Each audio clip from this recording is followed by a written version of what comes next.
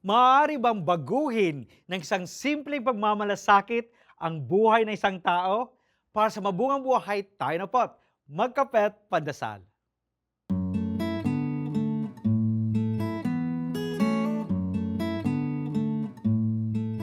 Have you ever noticed someone in need? A friend struggling or a stranger facing hardship? Those moments remind us of the importance of compassion and humility. The Beatitudes beautifully capture this, urging us to rethink our priorities and contribute to a fairer, kinder society. They emphasize caring for marginalized individuals, resonating with those aware of social injustice.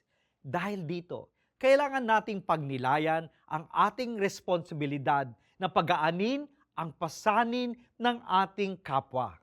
The blessings for those who suffer offer hope during really tough times, reminding us that our struggles don't define our worth. Instead, they encourage us to find strength in adversity and support one another. Kaya manalangin po tayo. Panginoon, naway isa puso at isa buhay namin ang turo mo upang sama-sama naming buuin ang isang mapagmalasakit na mundo. Amen.